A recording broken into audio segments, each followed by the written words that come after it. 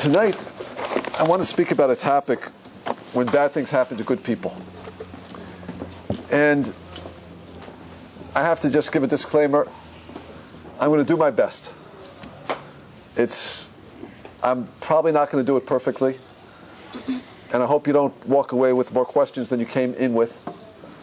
But I'm going to make an attempt to try to explain it to you as best I can, and through the work that I've been doing over the years on this topic and what I've been thinking about. And I have to admit that it's probably the most important question as Jews that we do have to think about. Why bad things happen in life, why there is pain, why there is suffering. And all of you are old enough to realize that life doesn't just float by without difficulties. Things happen in life. Sickness happens, and pain happens, and things that we wish didn't happen. They happen. And yet, we live in a world where, as Jews, we believe in the God. We believe in the Almighty. So we have an obligation to understand how it fits all together. How can God be there and love us, and at the same time create a world in which we experience pain, and there's real pain in this world? That's the challenge that I'm going to take on tonight. And it might be too big a task, it probably is, but I'm going to try to answer it a little bit. So bear with me and don't go for the jugular too early. Give me a chance, and hope I'll say something that'll be meaningful. You know, I first started getting into this topic when I was a young rabbi, and I had my first funeral to do. So one of my students' father passed away, and she called me up and asked me if I would do the funeral. So I said I would. There's only one problem. I never met her father before. And when you do a funeral, you have to speak about the deceased. So how do you speak about somebody who've never met and sound a little bit sincere? So what's the trick as rabbis? What do? You call the family members up. So I called the person's family, called different relatives. I called her sister. And her sister said to me on the phone, she said, "You know, Rabbi, my father had a perfect life." I said, "What do you mean by a perfect life?" And she said, he never was sick in a day in his life. He never suffered. He was never sick. Until the last 3 months of his life, he was miserable. He had a tremendously aggressive pancreatic cancer, and he was in pain for 3 months. So she said to me, "I wish he had died 3 months before, and he would have had a perfect life." So I said to her what I thought were words that would console her. And I said to her, "You know, if we understood how good pain can be for us in this world, we might even ask God for more." So I was a young rabbi. I hear silence at the other end of the line. And she says to me, "Rabbi, that's the stupidest thing I ever heard in my life. I've never heard anything dumber than that." And I'm listening to that going, "Oh my gosh, what did I just say to her?" And she said, "Rabbi, I can't accept that. That makes absolutely no sense to me." And I hear a click at the other end of the phone. And I was pretty upset. Here I was trying to comfort a mourner, and instead of comforting a mourner, what did I do? I caused this mourner more pain. So I felt pretty bad about it. But then I realized that I said something to her which was true to me, but was not true to her in the world that she was living in, and in the way that she was looking at the world. So although that was true in my mind and in my world, that understanding, I realized I said something to her which was foreign to her ears. So I took it upon myself, instead of giving a eulogy the next day, or part of my eulogy was going to be that I was going to explain how we understand pain in this world. So I stayed up all night, and I did a lot of research. I started preparing my speech, and I presented it to her. And I gave a eulogy in the process, but I also gave some of these ideas. And some of the things I'm going to share with you tonight are some of the things I said then. And I was watching her as I spoke. I had my eye on her, and I could see that she was getting it. I could see tears rolling up in her eyes. And afterwards she came up to me and she said to me, "Rabbi, thank you." I understand why my father had to live these extra 3 months. So I think we can explain it, but it requires shifting our minds a little bit and looking at the world in a little bit of a different way. So my request from everybody here tonight is just shift your minds with me a little bit and don't get emotional. Let's stay rational. And if we do that, I think we'll walk away with something very important on how to understand the pain of our lives. Let's begin like this. There's a famous book in the marketplace called When Bad Things Happen to Good People by a rabbi, a Reform rabbi, Harold Kushner. Has anybody seen it? When Bad Things Happen to Good People? It's a famous book that people buy, and when someone passes away, people often give it. This Reform rabbi, Harold Kushner, so he had a very tragic incident in his family. His son was born with a genetic disease in which he aged at an extremely fast rate. By the age of 12, he had aged as if he was 80. Can you imagine that? A little boy, 12 years old, who had already decayed, so to speak, like an 80-year-old. A very rare genetic disease. So his father has to live with his son for 12 years and is watching him slowly dying, and it inspired him to write a book about why bad things happen to good people. And let me tell you what he says in the book. He says that in order to understand God, there are 3 things we have to know. The 3 most important things we have to understand about the Almighty is, number 1, He is all-knowing. So that's to say, if God is all-knowing, He knows my son is sick. He knows about it. Not only does God know about it, we even have to take it a step further. You know, oftentimes people make this mistake, when somebody's sick in their family and they start praying to God and say, God, I got to tell you, my great-great-uncle is sick and, he needs a refuah, he needs a cure, and we start praying. Sometimes we think we have to inform God. We don't have to inform God. God knows about it. Not only does He know about it, He's the source of it. He's the cause. What do you think caused it? God. So God knows about it. The second thing you have to know about God is all-powerful. He's omnipotent.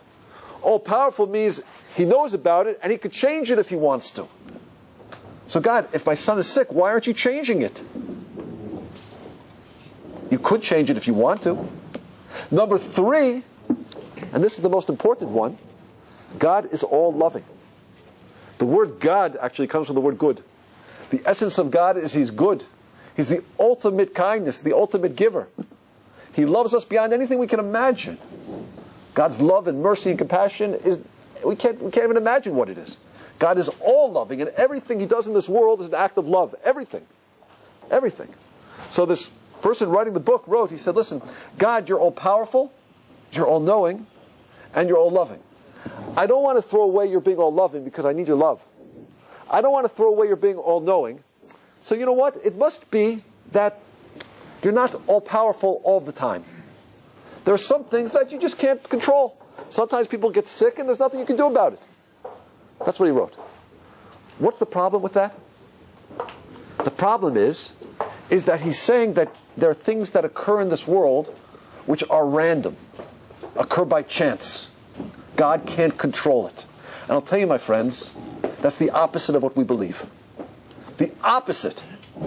There was someone that my mother knew, and she called my mother up one day, and she was very upset. Her daughter, unfortunately, tragically died in a car accident in St. Louis. Only daughter. 22 years old, in law school in St. Louis. And she died in a car accident. So a certain, I don't want to say who, certain person told her, you just can't think about it. Things just happen. Sometimes things just happen randomly in this world, and there's no reason for it. So she called my mother, and she said to my mother, if there's no purpose behind the death of my daughter, I cannot go on living. So my mother said, why don't you call my son, he's an Orthodox rabbi, and speak to him. So she called me up, and we started speaking on the phone, and I said to her, I don't know what you heard, but erase it from your mind. Forget it. Let's start from the beginning. Let's begin over. So I said to her like this. I said, what we have to understand about this world is there's no such thing as randomness. In fact, you look at the Hebrew language, there is no word for chance. Isn't that interesting? In the language that was created by God, the Hebrew language, which is we'll speak about in another lecture, in the Hebrew language, the language that God created, which defines reality, there's no word for chance. You know why there's no word for chance? Because chance isn't a reality. Chance doesn't exist. When something happens in this world, it's directly from God. In fact, the word that we use in the Hebrew language for by chance, does anyone know Hebrew? What's the word? What do we use for chance? What's the word we use for, we say that happened by chance? What, no? Kara or kacha just means but it's a better word. What do we say? We say ba mikra. Ba mikra. You heard that word, ba mikra? In modern Hebrew, it means by chance. You know what the word really means? What's that? It means all of a sudden. That's like ba mikra, we say, but really the root of that word is kara. It was called. It was called out. Like kore. Kara. And if you look at the word even differently, mikra means, kara me aleph, called out from Hashem. There's no word in the Hebrew language for chance. You know why? Because there's no such thing as chance. We believe that God is micromanaging this creation. God is so involved in every cell and every molecule that He knows about what's happening and He's causing it. Our rabbis say, how far does this go? How far is God involved in your life? So there's an amazing statement our rabbis say. It says like this, if you go 40 days without experiencing any pain from God, it means God doesn't love you. Has anyone gone 40 days without experiencing any pain in their lives? If you have, it means God doesn't love you. So a rabbi said, well, what does it mean, no pain from God? So you know what one rabbi says? One rabbi says it means like this. You get up in the morning, and your eyes are all blurry, and you go to your drawer, and you start putting on your shirt, and you end up putting it on inside out. That was God causing you to do something, communicating to you. Another rabbi says it's even deeper than that. It's sometimes, have you ever gone to a sale? This happens to me sometimes. You go to a shoe sale. You go to one of those stores, to buy shoes. And I'm a size 11. So you look at all the boxes, and I'm looking for that 11 over there, and I see a 10 and a half, I see 11 and a half, I see a 12, I see a 9 and a half. I'm looking for the 11. There's always that same girl who works in all the shoe stores all over Queens, right? The one who stocks the shoes. And you always ask her the question, well, do you have anything in the back room? Do you have 11s in the back? And what's the answer you always hear? No. Whatever out there, that's all we have. You're like, oh, darn. Perfect price, perfect color. Oh, you know what the Talmud says? That's the Almighty speaking to you. That's God bringing pain into your life. You want a piece of clothing, it's on sale, it's the right color, the right style, and it's not there for you. That's God speaking to you. Another rabbi says it goes even deeper than that. He says you go to the store to buy something. It costs three quarters. You reach into your pocket, you reach for 3, and you pull out 2. So you have to go back in a second time to get that third. That's God speaking to you. To that extent, God is micromanaging His creation. A rabbi say, they asked a question one time, and he said, what do you mean, God is involved in everything? How can that be? How is God involved in that leaf over there? So he said, let's watch. So the wind starts blowing, blows the leaf off the tree. They watch the leaf flow and move in the wind. They watch it, they walk past it. They see it land on the ground.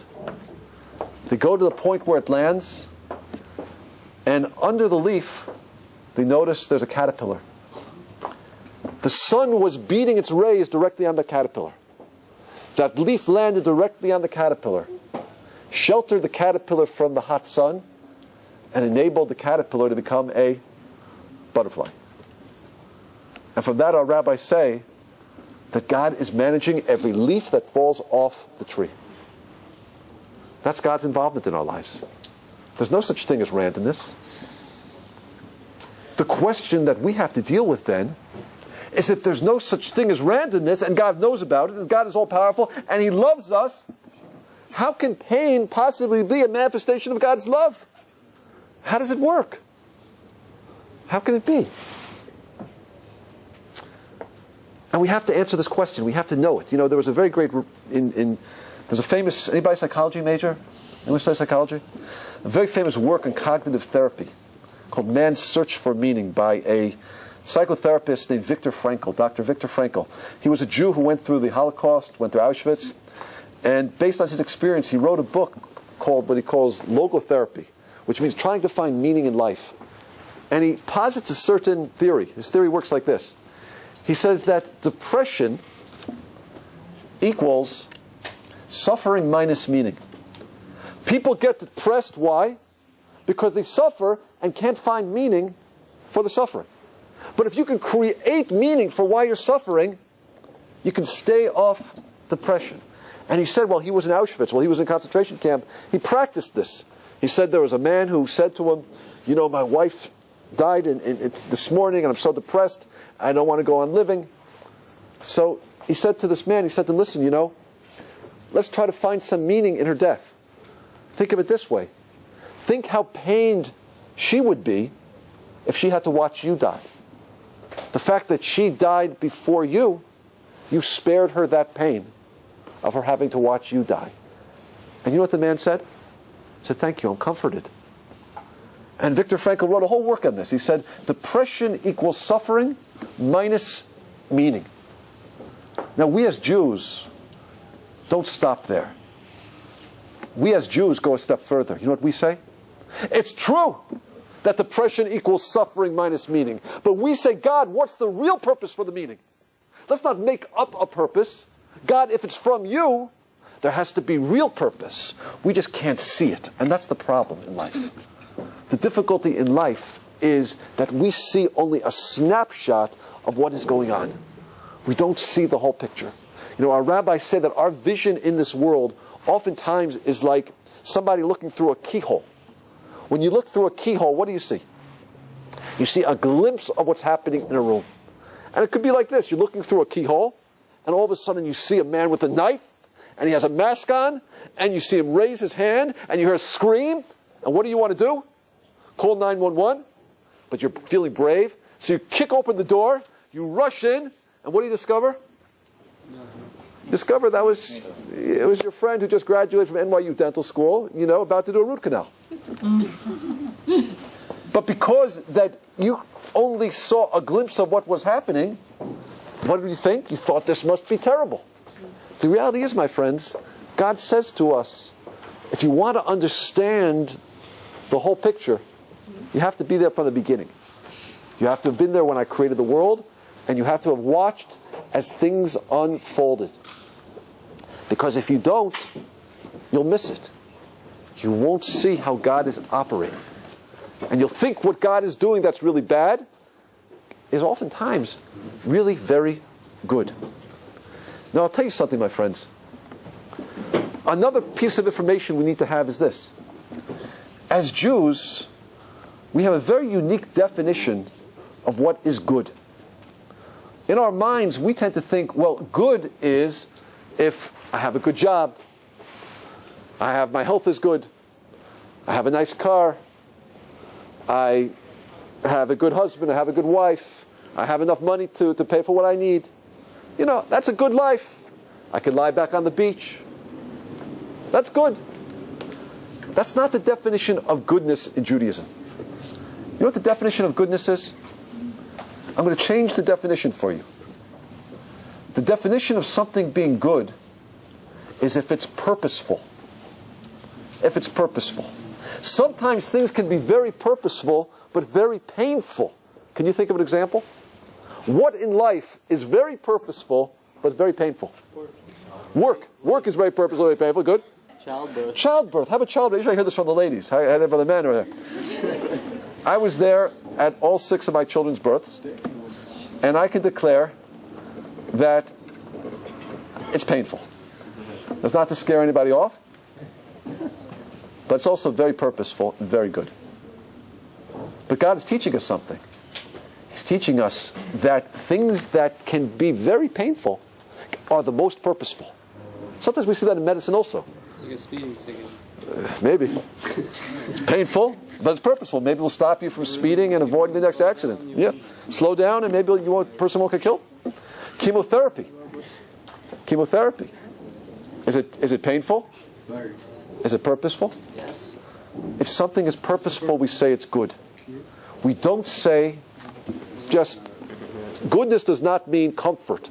Goodness means purpose. I'll tell you an example of what I mean. I'll try to describe it for you. You can imagine the following scenario. There's a man, and his dream is when he retires, all he wants to do is go on that cruise. He's going to, he retires, he works for 35 years. He says, when I retire, I'm going to do that cruise I've always wanted to do. So what happens? He retires. Finally, he's able to take his cruise. He gets all dressed up. He has one of those white, suits and a white big Panama hat. And he books one of the best rooms on one of the best cruise ships. And finally, he's living his dream. He's out on the cruise. And he's spending his morning lying in the sun and just enjoying it and drinking martinis and other drinks. And he's having the greatest time of his life. Oh, finally my dream has come true. All of a sudden, he hears a splash. And someone yells, "A child just fell over." And he goes, "Oh my gosh." And he looks and he sees this little child, this little boy in the water, struggling. Without thinking, he jumps over the ship and he starts grabbing the boy. And the boy is thrashing in the water and scratching his face. And as he's trying to pull the boy above the water, he's swallowing salt water. Finally, he gets hold of the boy, and the sailors throw down a life rope, and he grabs it, and they pull him and the boy up. And he's shivering from the cold water. He has hypothermia. And he has to spend the rest of the cruise in the sick bay. But during this time, he and the boy become friends. And they keep in touch. At the end of his life, they asked this man, what was the most meaningful part? What was the most meaningful moment of your life? And you know what he says? I was once on a cruise ship, and I saved the boy's life. They said, "You saved the boy's life?" He said, "Yes. That was the most meaningful moment of my life." And if you think about it, think about all the joy that he gets in that moment of thinking about he saved the boy's life. But when he thinks about it, wait a minute. Instead of absorbing the warm rays of the sun, he's drinking the cold water of the ocean. Instead of having his face beautifully tanned, he has scratch marks from the boy's fingernails on his face. Instead of sitting out in an armchair for the week like he planned, he sat in a bed in the infirmary down below. And he looks back at it and he says, that was the greatest moment of my life. It was the most uncomfortable moment of my life, but it was the most purposeful moment of my life. And we understand when there's purpose in something, it doesn't matter if there's discomfort. Because if there's purpose, we know that has to be good. Life is about purpose. And when I live purposefully, I could even live with pain if I know there's purpose in my pain. He knew there was purpose in his pain. He saved the boy's life. And he could look back at it and say it was the greatest moment of my life. The challenge of life, my friends, is this. Is to realize that we don't see the whole picture. And when we're going through painful situations, there's purpose in the pain. But we have to have the strength of trust and emunah to realize there's more than we can see. I'll tell you a true story.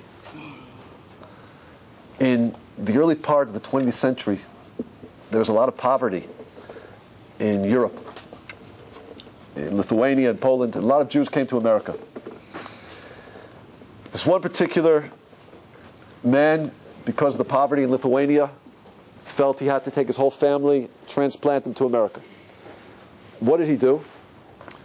He sold his house, and he sold his business, and with the money, he brought train tickets and boat tickets.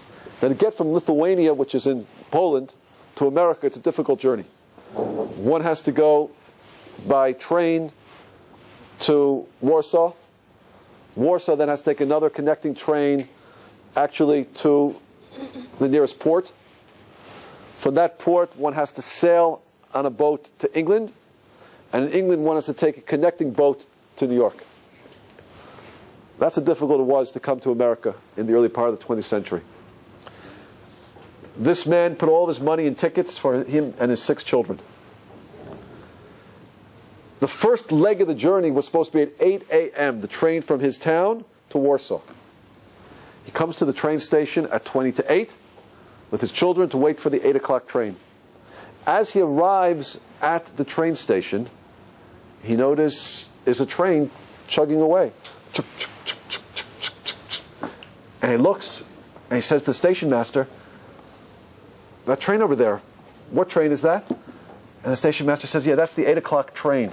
I can't explain it, but it left early today. He said, it left early today? It's supposed to come at 8 o'clock. I said, I don't know why, it left early. He said, well, when's the next train? He said, tomorrow at 8 o'clock. Tomorrow at 8 o'clock? That doesn't work.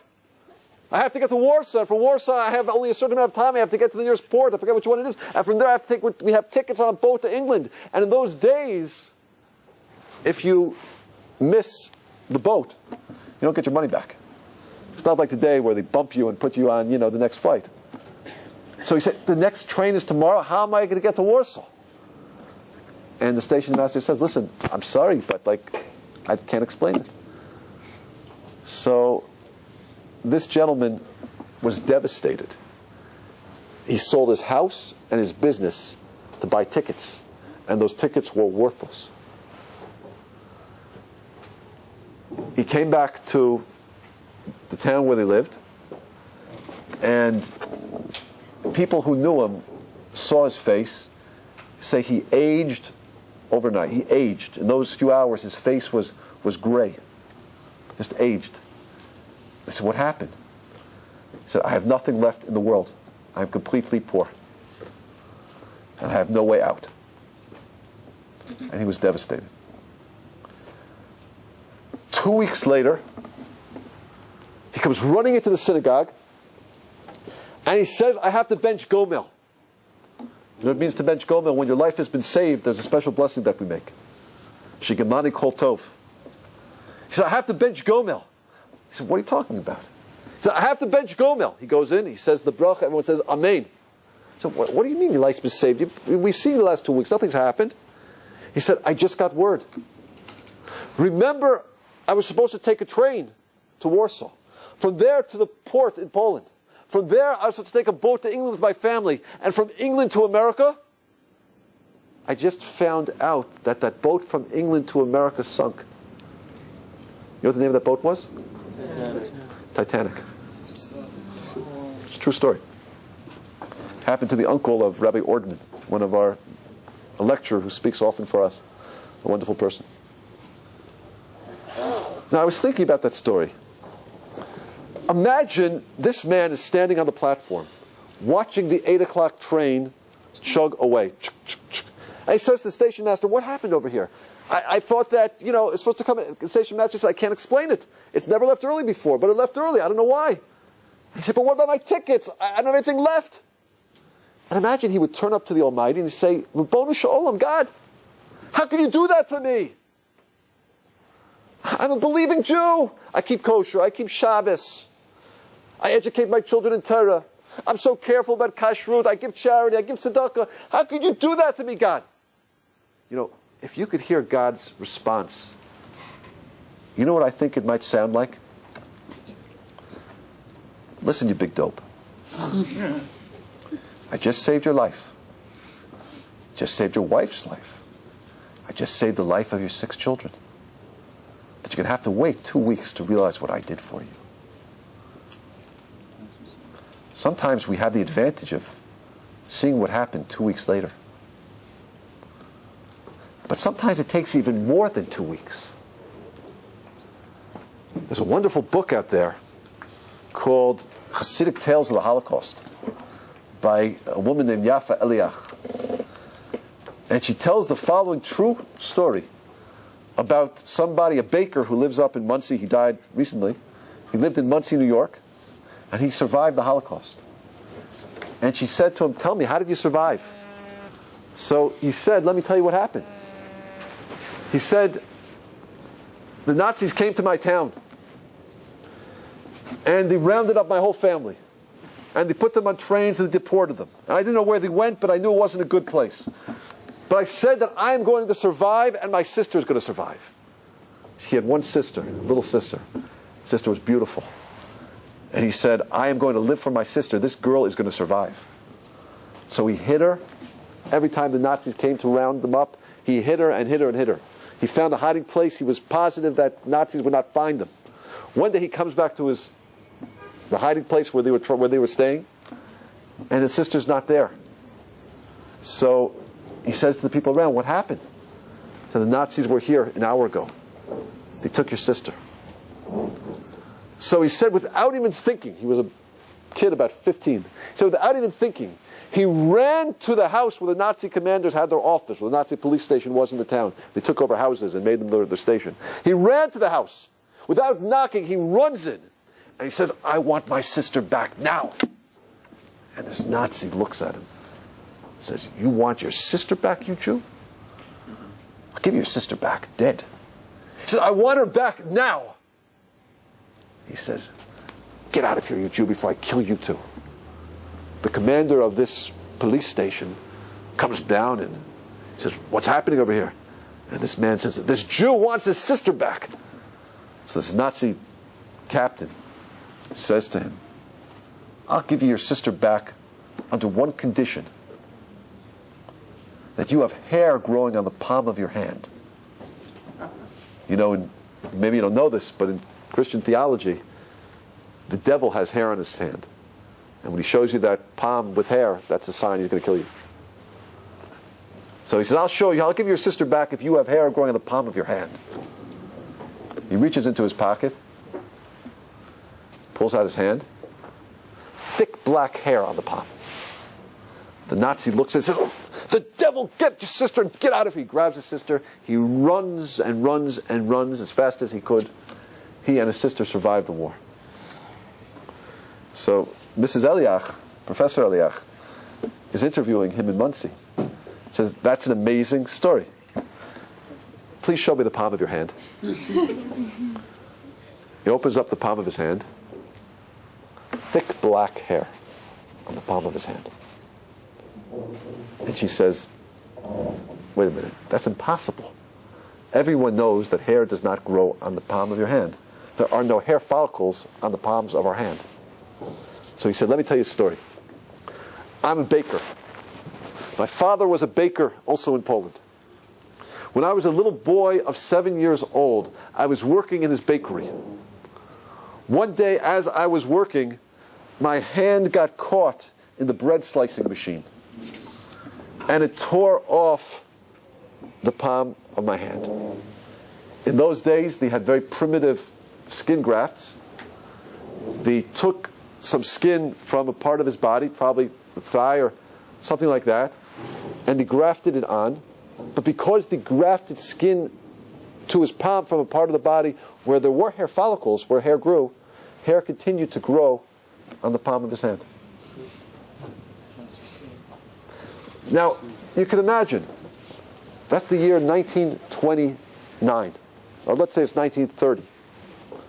The Nazis came in 1941. You have a little boy there, he's 6, 7 maybe. His hand gets caught in a bread slicing machine. And the little boy is screaming, and there's blood everywhere. And his mother is bandaging it, and they're doing this primitive skin graft. And this mother turns up to heaven and says, God, what do you want from him? He's a little boy. He's an innocent little boy. Did he do anything wrong? Did he hurt anybody? All he does is he keeps Shabbat, he keeps Kashrut. He never hurts anyone. He's pure and innocent. How could you do such a thing? You know, I think if you could hear God's response, I think it would sound something like this. Listen, you big dope. I just saved your son's life. Not only did I save your son's life, I saved your daughter's life as well. Because you're not going to know this. Because right now everything is peaceful in Poland. But in about 9 years, the Germans are going to attack, and they're going to round up the Jews, and it's going to be a terrible, terrible situation. But because of this accident now, your son and your daughter are going to survive. You know, my friends, sometimes you see God's plan in 2 weeks. Sometimes you see it 10 years later. But you don't only see it right now. And our job is to have the faith and the trust to know that we don't see the whole picture. And we have to give God time to unravel the story. If you don't see the end of the movie, you don't know what happened. It's like walking in the middle and being confused. But we have to understand that we don't see it. We see a little piece of the puzzle. But if we give ourselves time, God will show us the end. And we will see it. And David HaMelech, King David, tells us something very interesting. King David says an amazing verse. And we say this verse every time we make a blessing just before we make a blessing over our bread. We say, Shir Amalos. And we say to the Almighty, we say, God, King David says this. He said, when Mashiach comes, Hayinu kecholmim, which means, does anyone know what that means? Hayinu kecholmim, which means we were like dreamers. And oftentimes we read that verse of King David and we say, oh, we were like dreamers. When Mashiach comes, it's going to be a beautiful world. It's going to be a dream world. You know what King David is teaching us? No. When Mashiach comes and God's going to show us how everything was purposeful and everything was part of God's love, you know what we're going to say to God? My gosh, we were like dreamers. We lived in the year 2009 and we didn't understand that the Holocaust was a manifestation of your love. It was like living in a dream world. This is the dream world right now because we don't see the whole picture. King David says when Mashiach comes, we're going to look back at our lives. We're going to say, my gosh, we were in the fog. We were in a dream. How could we not have seen God's love? We don't always see it. You have to have a little patience. I'll tell you one more story. I was at a barber in Kew Garden Hills, and a guy walks in, and he says to the barber, he said, could you please do a mitzvah? And I said, the barber looked at him and said, a what? He said, a mitzvah. And barber's kind of confused. Never heard the word mitzvah before. And I'm looking at this guy. I said, did you mean mitzvah? He said, that's what I said, mitzvah. So he said, well, what's the mitzvah? He said, I don't have much money. Could you cut my hair for half price? So the barber kind of hemmed and hawed, but I think in the end that maybe he agreed. The reason this guy said mitzvah is because he was an Ethiopian Jew. He was a black Jew from Ethiopia. And the pronunciation that they use in Ethiopia, the Ethiopian Jews, they don't say the va, they say a W there. They don't say mitzvah, they say mitzvah. So he was from Ethiopia. You know, there are black Jews in Ethiopia. They're called falashas. But I'll tell you something very interesting. In 1988, there was an operation called Mitzvah. It was Mitzvah Moshe. In this operation, the Israeli Air Force, together with El Al and the Israeli Mossad, went into Ethiopia, and the airlifted in one night over 10,000 Ethiopian Jews out of Ethiopia and into Israel. So Ethiopia at that time, it was dangerous for the Jews. So in one night, El Al planes went in together with the Israeli army, and they took out over 10,000 Ethiopian Jews. Very impressive operation. Very impressive, because it meant they had to have coordinators in Ethiopia telling people to meet at this point and get to that truck and going to meet the plane over here. It took weeks and weeks of planning, and in one night 10,000 Jews landed in Israel. And people woke up in Israel the next morning and were amazed at what happened. It was like Entebbe again. You know, Entebbe in 1976. Wow, the Israeli Air Force does it again. The Jews do it again. One night, pull out 10,000 Jews. So what happened? Let me tell you what happened behind the scenes in that operation. What happened behind the scenes was like this. Israel spoke at that time to the general of Ethiopia, said, we want permission to land our planes in Ethiopia. So this general said, who was the dictator of Ethiopia, he said, I'll let you land your planes peacefully under two conditions. Number one, you deposit $5 million in my private bank account. Okay, that's not a big deal. Jews can get money together fast when they want to. They got $5 million, they deposited. But the second request was harder. He said, I want George Bush the President of the United States, not George W. Bush. Senior. George Bush, right, 42, what they call him? George Bush, the father, who was President of the United States. I want him to personally call me and request from me that I give Israel permission to land the planes. Why do you think he wanted that?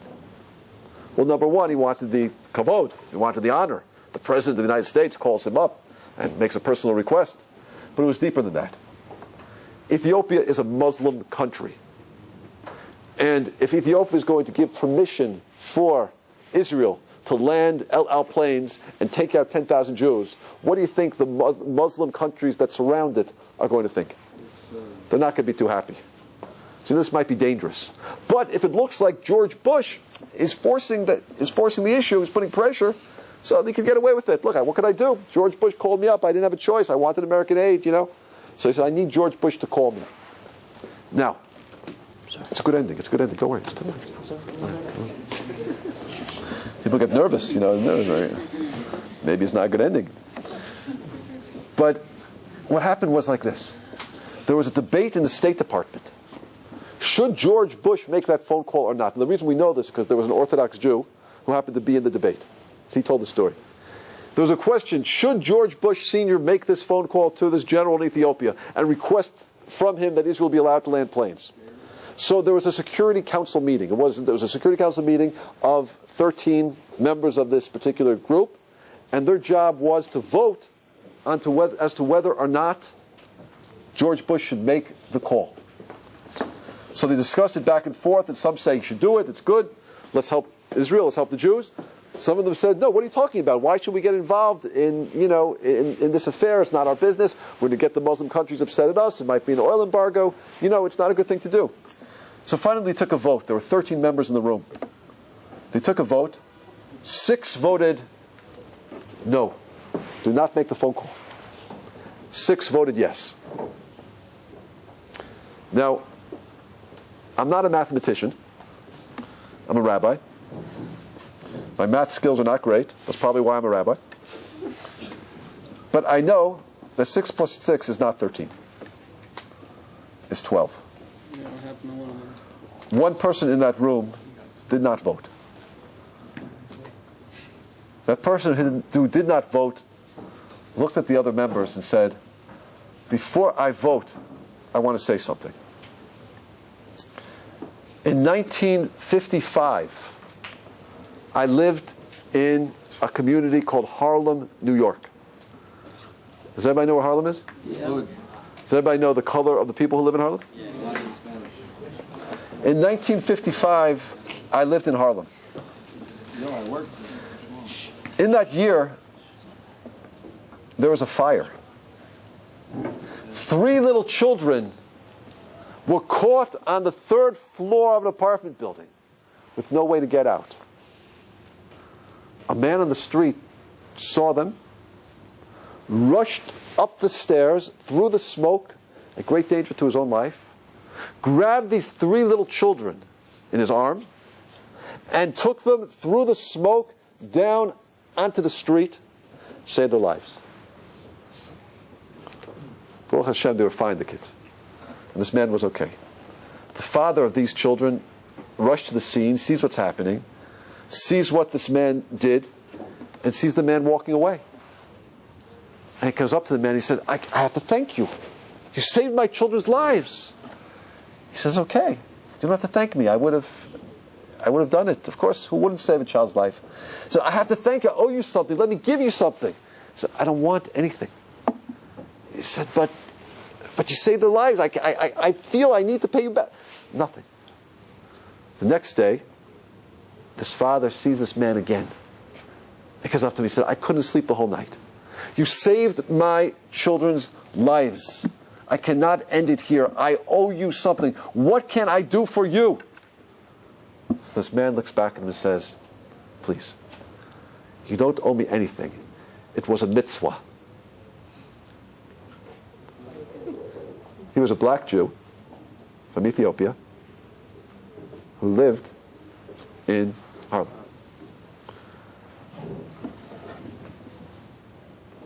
The Security Council is voting. Six said, yes, make the phone call. Six said, no, do not make the phone call. This man says, my friends, I was one of those 3 children. And I'll tell you something. From 1955, 65, 75, 85, the last 33 years, I have always wondered what the word mitzvah means. Just the other day, I was informed that the word mitzvah actually means mitzvah. And it's a word that the Jews use for a good deed. 33 years ago, a Jew did a good deed for me. It's now my chance to do a good deed for the Jews. I vote yes. Make the phone call. George Bush made the phone call. Israeli planes landed. In one night, they took out 10,000 Ethiopian Jews. 1988. The Israelis. Let me ask you a question. Who gets the credit for that operation? George Bush. That guy. All 7 people that voted. Well, certainly the Israeli Air Force and El Al and all the people who participated did an amazing job. The man who rescued. But what we didn't understand was 33 years ago, there had to be a fire. And in that fire, a man had to rescue 3 children. And that man had to identify himself as a Jew. And 33 years later, we understand why that act was so significant. Because as a result of that mitzvah, that he did that mitzvah. And said, let's save these Jews' lives. Let's get them out of Ethiopia. Sometimes, my friends, it takes 2 weeks. Sometimes it takes 10 years. Sometimes it takes 33 years. And sometimes it's going to take until Mashiach comes. But we have to understand that one day we're going to understand how everything is a manifestation of God's love. We just have to have the patience, the time to look, to see.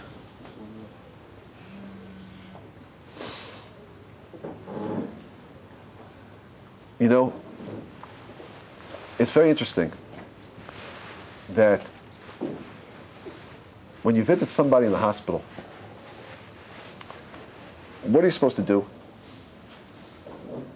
The purpose of visiting the sick is really that you're supposed to pray for the sick. You're supposed to go to the hospital, and when you're there, you're supposed to daven, you're supposed to pray. Because when you see somebody going through pain, it brings out more feeling and emotion, and oftentimes your prayers are even greater and even better. And our rabbis say something very fascinating. And this is brought down in the Shulchan Aruch. When you visit someone who's sick in the hospital, you could talk to God in any language you want, whatever language you want. You could speak to God in Hebrew, speak to God in Aramaic, you can speak to God in Russian, you can even speak to God in Bukharian if you want. You can speak to God in any language. However, it says that's really only true when you're visiting somebody who is sick. When someone is not sick, or when someone is sick perhaps, but you're davening in the shul, the Beit Knesset, so you should try to daven in Hebrew if you can. You know why? Very deep reason. Because the angels understand Hebrew. They don't understand other languages. They just know Hebrew. And when you're not in the presence of a sick person, apparently the way it works is that an angel participates to take your words and present it before God. So words are even more powerful if it's in Hebrew. It doesn't mean that your words are not effective, they're not in Hebrew. Believe me, any prayer from the heart will be heard. But it says the most powerful prayer will be one that's in Hebrew. Why? Because the angels understand the Hebrew, and they'll take it, and they'll transport it to God. It says when you're in the presence of a sick person, you can daven in any language you want. You know why? Because God is right there. It says the Shekhinah is present. God's presence is right at the head of the sick person. So God's right there. So you can talk to Him. And if He's there, believe me, God knows every language. Talk whatever language you want. He knows what you're saying. So our rabbis ask a question. They say, why is it? How come the Shekhinah is there when someone is sick? Why does God come so close to a sick person? Is it just something Kabbalistic? Is it just like magical? Why is it? You know what the answer? The reason God is so close is because when a person is sick, he lets God in. God wants to be really close to us. The problem is, often in life, we don't bring him in. We think we could do it ourselves. We're strong enough. We don't need God. We don't need anybody. But I'll tell you something. When a person is sick, they bring God into their lives. And when they bring God in, God is there. So when you're in the hospital, you can speak to God and pray whatever language you want because God is so close. But I think we learned something very important from this.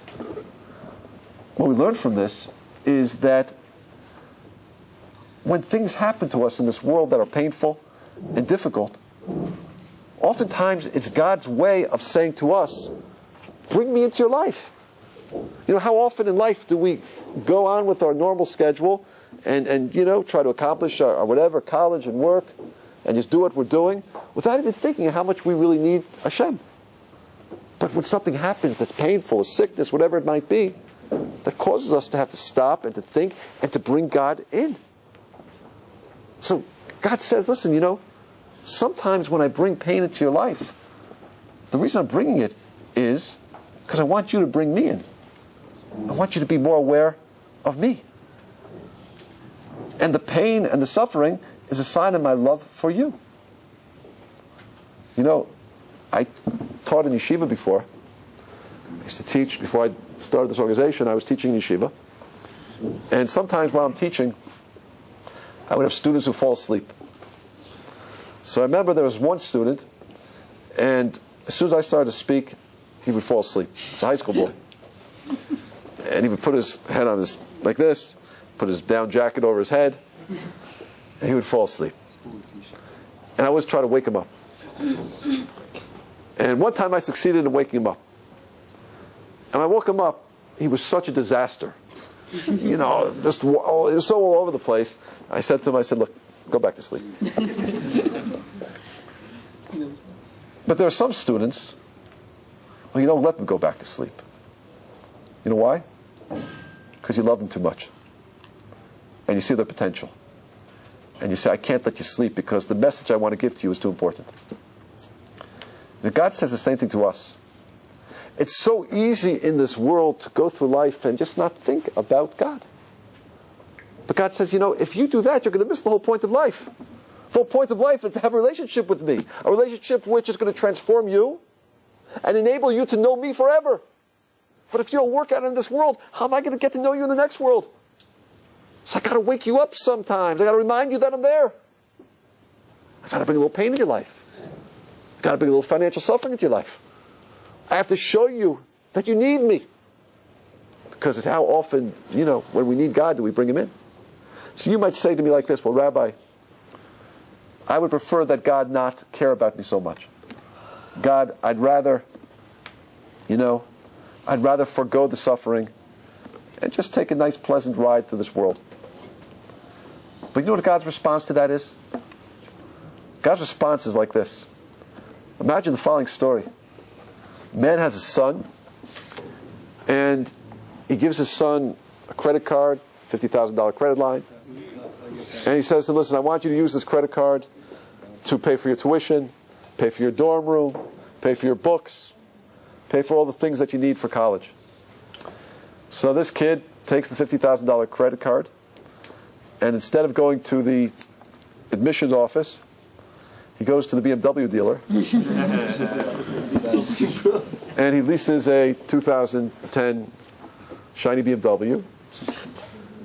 And then he goes to another dealer at the other corner, which doesn't necessarily have a nice shop as the BMW dealer, and he buys some other type of substances, and he indulges in those substances while he's driving his BMW. Going 90 miles an hour, he crashes into a telephone pole and ends up in the ICU unit in the hospital. He's unconscious for a while. Finally, he gains consciousness. The doctors say he's going to be okay. Close call. His father is there. Here's his Baruch Hashem. He's going to be all right. First thing his father does, goes to the phone. He dials the number of the credit card company, cancels the credit card. The boy wakes up just as he's canceling the credit card. He said, "What are you doing?" He said, "Canceling a credit card." He said, "Why are you doing that? Why am I doing that? Look at you. What do you think? Well, what do you think I'm doing it for?" He says to him, "Listen, Dad, it's my life and I'll do with it what I want." His father turns to him and says, "Listen, it might be your life, but I love you too much to allow you to kill yourself." God looks at us and says the same thing. If it were up to you, if it were up to me, we might choose the most easy path in life. Path of least resistance. Path of most comfort. But in such a path, we might never have to bring God into our lives. And God says to us, "Listen, I love you too much for that. You mean too much to me. I want to give you the greatest gift I can give you forever, which is to know me. But if you're not going to work to know me in this world, it's going to be very difficult to know me in the next world. So I love you too much to allow you to kill yourself. I won't do that to you." Pain and suffering oftentimes is God's way of reminding us that we have to bring Him in. And it's so true. We forget that often. Why do we forget it? I'm going to end with this story. It's a famous piece of Talmud. You've probably heard it before, but I'm going to just take you to a different dimension in it. It's a story about Rabbi Akiva. It says one time, Rabbi Akiva, the great sage Rabbi Akiva, he came to a certain town at night, and it was dark, and he needed a place to sleep. But no one gave him a place to sleep. No place in the town for him. What did Rabbi Akiva say? Everything that God does has to be for the good. So he went out in the field, and he put his tent over there in the field. It says,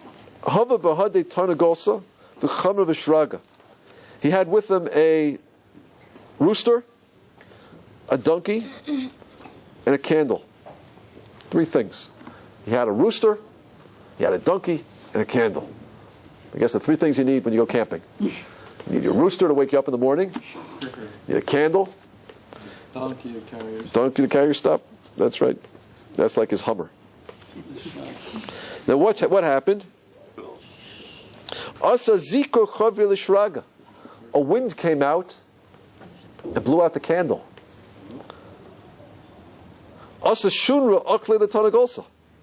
A cat came, ate the rooster. Wow, real bad day. Bad day for this guy. A lion came and ate his donkey. What did Rabbi Akiva say? Amar called the Avid Rachmana Latov of it. Everything that God does is for the good. That night, a group of Roman soldiers came to the town. Shavi Lamasa took all the townspeople captive. But they didn't see Rabbi Akiva. Why? In the field. Because he was in the field. With no light. His light had blown out. There was no rooster to make noise, and no donkey to bray. Amrei, l'chu masha kadosh baruch hu hava akol latova. Rabbi Akiva said, "Oh, look how good Hashem is. Everything was for the good." Beautiful story. We learn from this, number 1, that we're supposed to train ourselves in life to say, Kol masha avid rachman latov of it. Everything that God does is for the good. Margel pum chalomar. Train your mouth to say that. Practice saying it. Make yourself say it. Everything that God does is for the good. Because if you don't practice saying it, and you don't practice it on the little things, when the big things happen, it's going to be very difficult to say it. Rabbi Akiva had trained himself to look at life in a way where everything that happens, he's able to say, God, I know there's a goodness here. I know that something has to be good behind what you're doing. But you have to train yourself to do it. You have to practice. And always practice. When you miss the bus, Hashem, it's for the good. Right? You spill the orange juice, Hashem, it's for the good. Stub your toe, Hashem, it's for the good. Rabbi Akiva trained himself to say it. And when a big thing happened, he was ready for it. Now, our rabbis take this a little deeper. And they say like this. Question. Wow, what an interesting story. He's camping with a donkey, a candle, and a rooster. And in one night, the wind blows out the candle.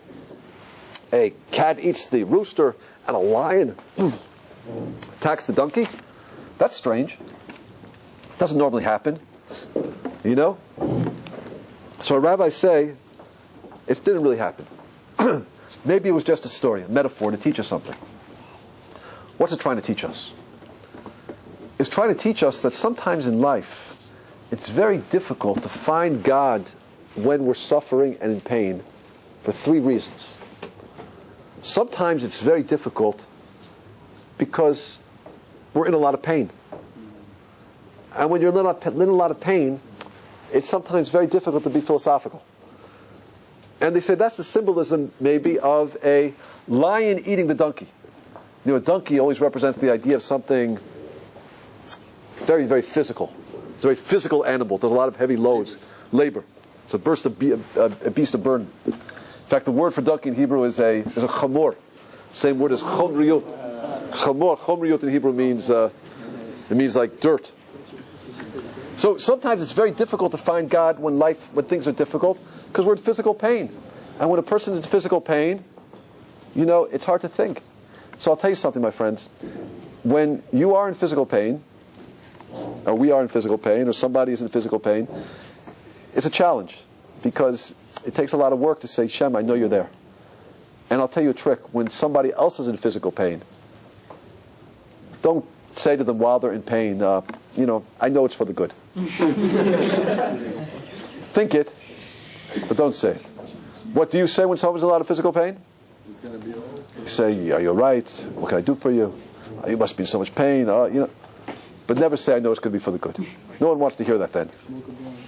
But that's one way. We have to realize that physical pain sometimes prevents us from realizing that everything's for the good.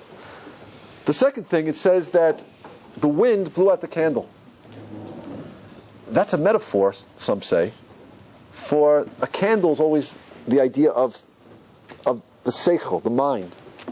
Sometimes it's difficult to find God when things go difficult in our lives, when things are painful, because the pain doesn't allow us to think clearly. We can think clearly, Baruch Hashem, as we're sitting here tonight, Thursday night, right, and everything is, Baruch Hashem, good. But sometimes when we're in, stress and pain, it's difficult to have clarity of thought. Or we don't think so clearly. So we have to catch ourselves and train ourselves to realize that in those times, we make sure that we've conditioned ourselves to say everything's for the good. Because when we're under a lot of stress, sometimes it's hard to see it. It's like the wind blowing out the candle. The wind blowing out the light of the mind. And the third thing is very interesting, is the cat eats the rooster. A rooster in Jewish thought oftentimes represents the neshama, the soul. Because a rooster is a very interesting animal. Did you know that? When does a rooster crow? In the morning. What time in the morning? Sunrise. At sunrise or the moment before sunrise. The rooster has the ability to see what's not there. It's called binah. There's the ability to, almost like the soul, to see beyond the physical. And that's why the soul is oftentimes compared to the rooster. A cat eating the rooster is symbolic of an idea. A cat. Does anybody like cats? Yeah. I like cats. But a lot of people don't like cats. You know why? Because they're very sneaky. They're very sneaky. The cat, oftentimes in Jewish literature, represents the idea of the Yetzer Hara, of the evil inclination trying to confuse you, trying to confuse your soul. So it says that the cat eats the rooster, It's the idea that sometimes it's difficult to see God when things are tough in our life. Why? Because the Yetzer Hara confuses our soul. Rather than realizing, God, I know it's from you and it's a manifestation of your love, the Yetzer Hara says, like, God doesn't exist. Why would God do such a thing to you? If God is all loving, why did He bring this pain? The Yetzer Hara tries to confuse you. So sometimes it's difficult to find God because we get confused, and the Neshama gets confused by the Yetzer Hara. So our rabbis are teaching us something very important. That one of the great challenges of this world is to realize that pain, suffering, is God's way of speaking to us. But it's a challenge, because it's difficult to have clarity at those moments. But in order to pass the tests, and to stand up, and to realize that everything is for the good, you got to train yourself. If you want to be a good athlete, you have to go to the gym and work out. If you want to be a good pianist, you have to make sure you do a lot of practicing. If you want to be a good artist, you better do a lot of drawing. If you want to pass the test of life, to realize that everything is a manifestation of God's love, you have to train yourself to say, Kol man da'avid Rahman l'tov avid, that everything that Hashem does is for the good. And if you could do that, wow, it's a different world. It's a purposeful world, right? It's a world where we can realize that Hashem is behind everything, and there's nothing bad. This class is called When Bad Things Happen to Good People. But I'm going to tell you something. In Hebrew, the word for bad is ra.